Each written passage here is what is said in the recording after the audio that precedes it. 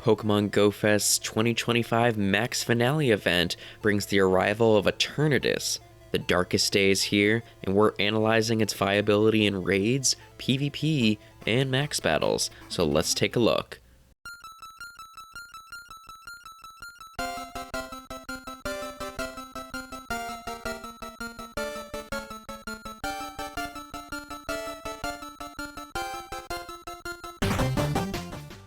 Welcome back, everyone. Eternatus arrives in Go with the Max Finale event as a one-time encounter from the free route of the Max Finale's Go Pass. That's right, you technically don't have to beat Eternamax Eternatus in max battles to get it. Beating those battles will only give you rewards like Candy and XL, but the single Eternatus encounter you get will come in the Go Pass at rank 60. How good is it though?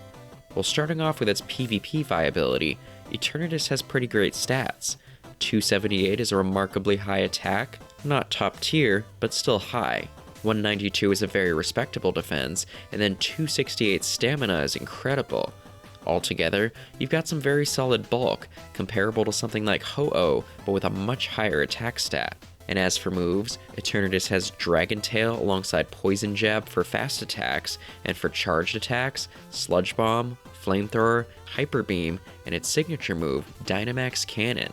Dynamax Cannon is a powerful charged move, 45 energy for 80 power in PvP, which is very solid. It's also worth noting that like Zamazenta and Zacian's signature moves, Dynamax Cannon can't be TM'd away, so you'll have to use it.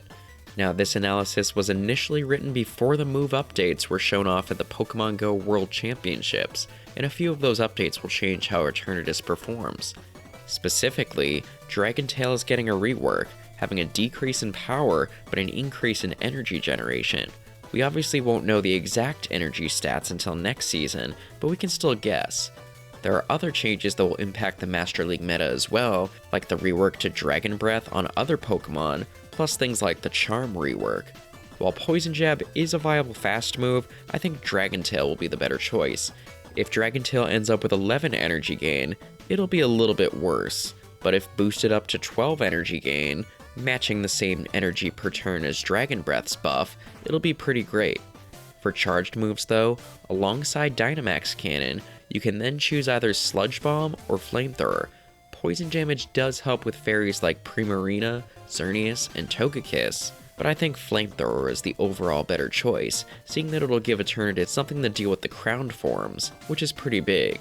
Now, two things to note with this win rate. For one, it makes some assumptions on the move updates for next season. I'd say they're pretty accurate, but there might be a few small changes. And also, this win rate shows Eternatus at level 50, and it will take a lot of Candy and XL to max. Thousands, more than any other Pokemon. So I think it's important to show its performance at lower levels too. With it currently being a one-time encounter Pokemon, I'm also going to show it at the IV floor. At level 40 with 10 IVs across the board, it's pretty average, decent but not overpowered, and below that, it gets into real stinker territory. So this is all to say that it's a pretty expensive Pokemon to use in PvP. It can be very good when maxed, but that's not an easy task. I don't really expect many people to have it maxed out by the end of this weekend. I certainly won't. And overall, while it's still strong, it's not at the level of something like Palkia Origin or Zacian Crowned in the Master League, so it's not nearly as essential. Over on the raid attacker side of things though, it's a different story. Dynamax Cannon is the strongest move for raiding in the game.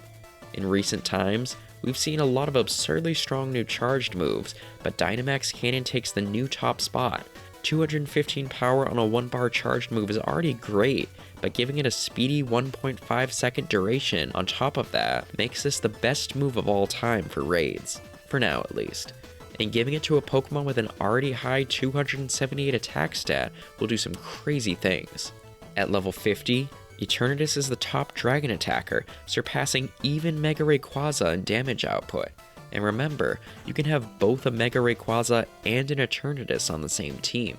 At level 40, Eternatus falls behind the level 50 Mega Ray, and also Black Kyurem, but it still sits above everything else. And at level 30, Eternatus only drops below level 50 Mega Garchomp and White Kyurem, but it sits above all other dragon types that are maxed out. It does drop off a bit more significantly by base level 15, but still, powering it up just a few levels makes it a pretty strong attacker. So even if you don't go through the hassle of maxing Eternatus, it's still a pretty huge deal in the rating department, essentially acting as a second Mega Rayquaza. In addition, with the moveset of Poison Jab and Sludge Bomb, Eternatus is the top poison attacker as well. Of course, poison types aren't frequently used in raids, but it's still nice to see. Lastly though, we move over to max battles, where Eternatus will be a powerhouse as well. 278 attack is already high, but it'll have the same higher base power for its max attack that G-Max Pokemon have. As a result, that means the benchmark to beat Eternatus as a Dragon Max attacker will be something that has to have an attack over 357, which currently doesn't exist. That means not only will Eternatus outclass any future Dragon Max attackers like G-Max Duraludon, but it'll also be the top max attacker in terms of neutral damage going forward, dethroning G-Max Inteleon. Though again, I'll note that we're still talking about a Pokemon that's difficult to power up, so others may still pull ahead if yours is underleveled. Still, Eternatus overall will be an incredible max attacker. Eternatus will have use in every area of the game, so it's definitely worth using. Even if you aren't maxing it to level 50, which is obviously a tremendous task, you'll still get a lot of use out of it at level 30 or so. But would I call it essential? Not necessarily. I don't think it's as meta-warping as Zacian Crowned, or as redefining for raids as the Kyurem fusions.